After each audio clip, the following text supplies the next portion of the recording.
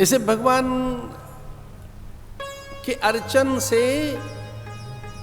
शुभ लाभ, तुष्टि, पुष्टि, संतुष्टि, रिद्धि, सिद्धि, ये गणपति पुत्र हैं।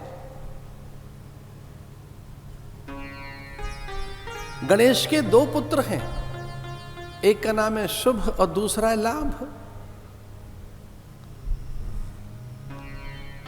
और ये तुष्टि, पुष्टि, संतुष्टि, ये सब आमोद, विनोद, प्रमोद, उल्लास, उत्साह, उमंग,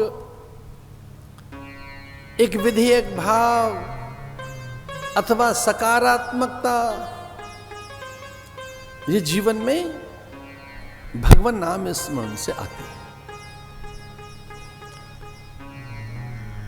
अब पूरी धरती पर एक भाव की बड़ी चर्चा है। प्राय अब ऐसा कह रहे हैं लोग कि सकारात्मक रहो, क्योंकि हमने बहुत अधिक नकारात्मक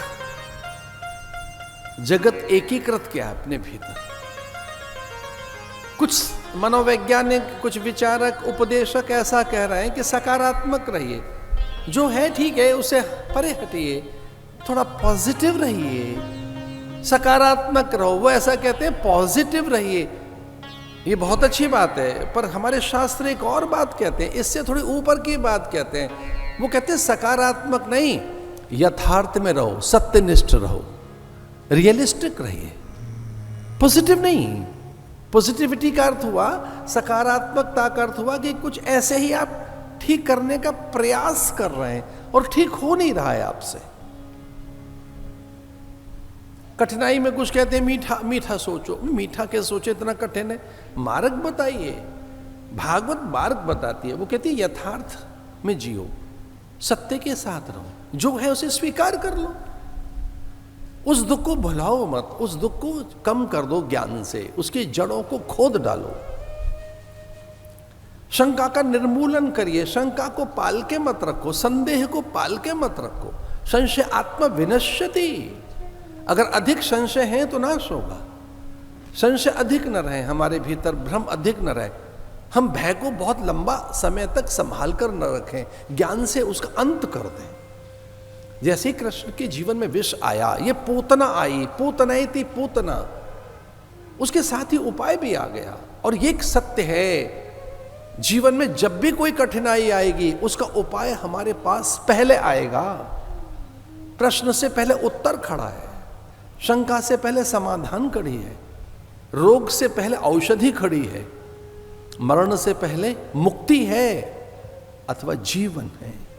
प्रकाश के रूप में, प्राण के रूप में, विचार के रूप में, अन्य अक्षर औषधि के रूप में, अथवा तो सत्य की अनुभूति के रूप में।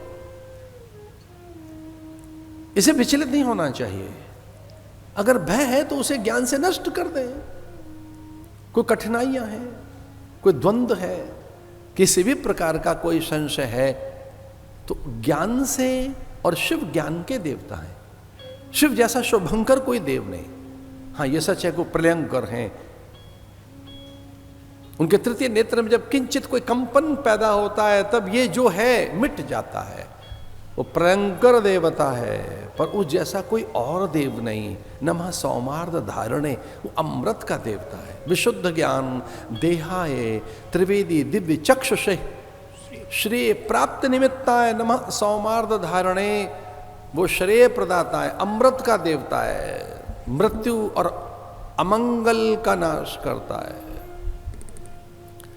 अरे काशी जाकर देखो भगवान विश्वनाथ के पास, उसकी उपस्थिति में मृत्यु उत्सव है। काशी में मरण भी उत्सव है। मरण में मुक्ति है, मरणात मुक्ति, जहां मरने के बाद मुक्ति मिलती हो, जहां के हर घाट पर मुक्ति है।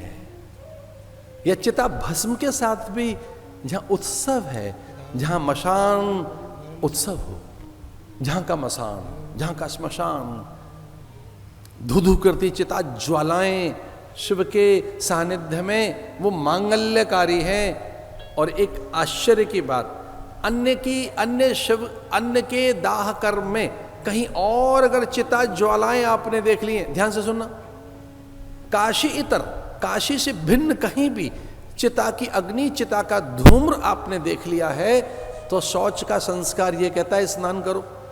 मुर्दे का आपने धूम्र देखा, आपकी नासापुटों को वो धुआं छुआ है, आपने अग्नि देख ली, चिता की अग्नि, तो शौच आचार ये कहता है, शुद्धि का विचार ये कहता है कि स्नान कीजिए।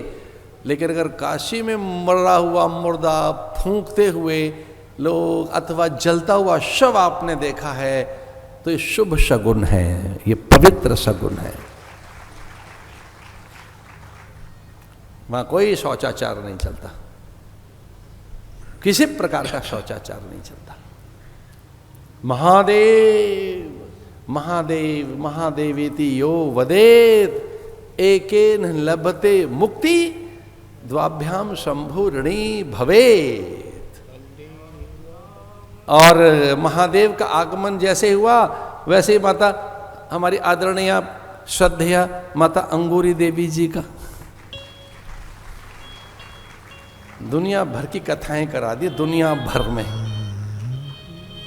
दुनिया भर की, दुनिया भर में कथा मूर्ति माता, कथा का पर्याय है माता, तो कथाएं करते रहो। संतों को ये अच्छा लगता है तो कथाएं करें, व्रत करें, दान दें, परमार्थ करें, भंडारे लगाएं, सेवा के व्रत चलाएं, सदा व्रत चलाएं। माता का आगमन प्रसन्नता कारक है,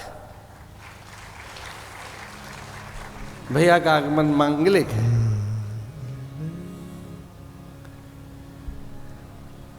कुछ लोग आते हैं दुख लाते हैं, कुछ सुख लेकर आते हैं। बिछरत एक प्राण हर ले, मिलत एक दारुण दुख दें।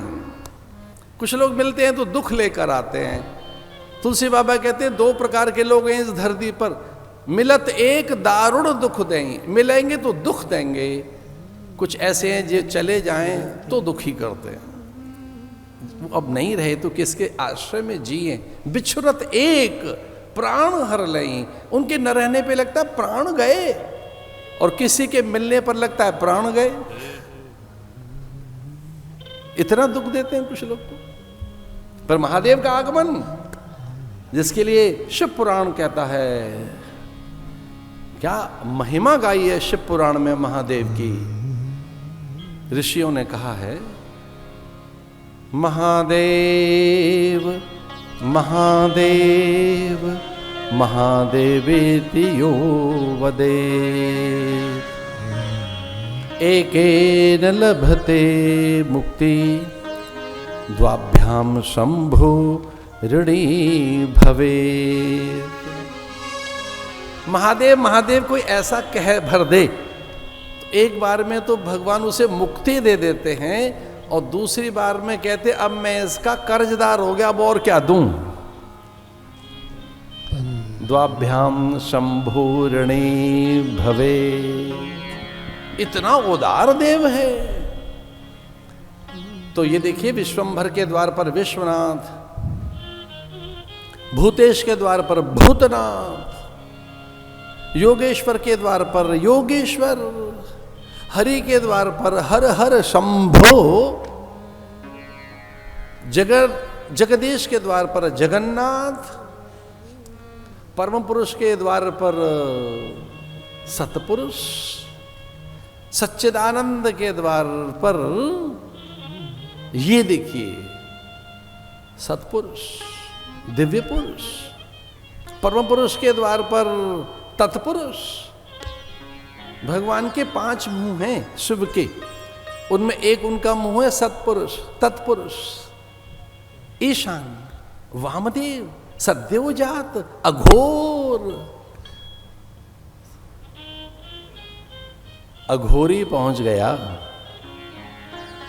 जो सांवरा है, सुंदर है। श्याम सुंदर के द्वार पर अघोर, अघोरभ्य त घोरभ्यो, अघोर इसका अर्थ क्या है? जो बहुत सुंदर है। अघोर जो घोर नहीं है, हमने इसका गलत अर्थ लगाया। अघोरी का मतलब है जो पता नहीं कैसे हैं, पर जो शुभ्र है, कर्पूर गौरम। अघोरी किसे कहते हैं? जो बहुत गोरा है। ये गोरा गोरा सांवरे के द्वार पर पहुंच गया।